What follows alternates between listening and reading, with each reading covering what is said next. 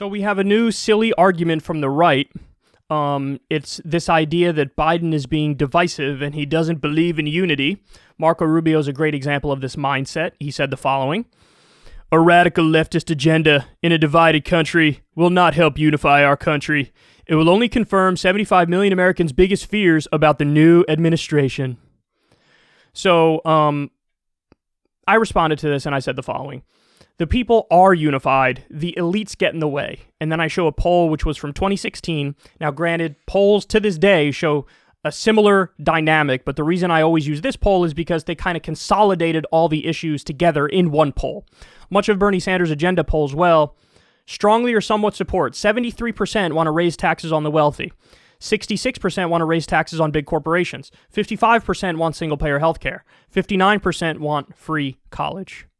So, the point that I'm making to Marco is that you can't say Biden's doing a radical leftist agenda, because he's not.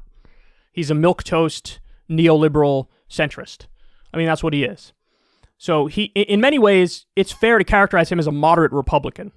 So if Marco looks at moderate Republican actions and says, that's radical extremism, no, perhaps you're the radical extremist, and you're a radical extremist in the right-wing direction. Okay, so first of all, he's just wrong in his description of Biden.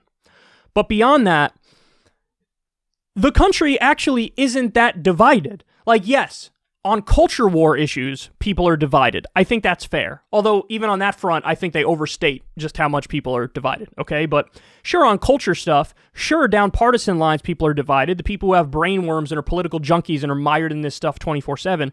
But objectively speaking, take a couple steps back, look at the numbers, you pick the issue, and we'll show you the numbers. The overwhelming majority of Americans, people make fun of me because I always say overwhelming majority, but it's true. The overwhelming majority of Americans actually sort of agree on the major issues. People want to raise the minimum wage. People want universal health care. People want to end the wars.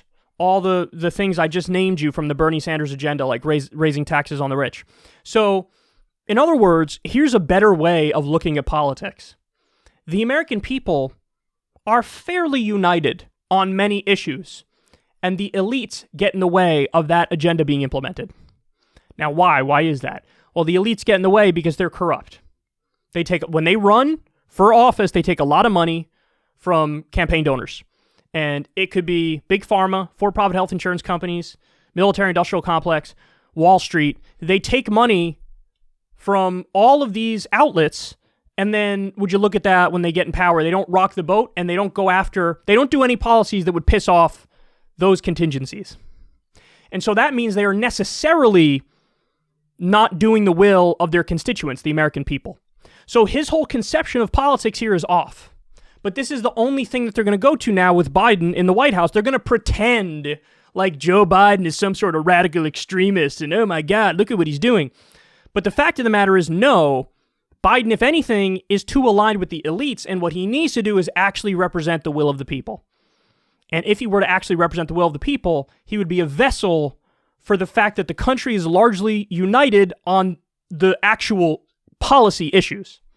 But, I won't hold my breath for that. He'll be, marginally better than Trump, and it'll be not as destructive, but still fairly destructive. But this caricature that's created by the right is just hilarious and totally disconnected from reality.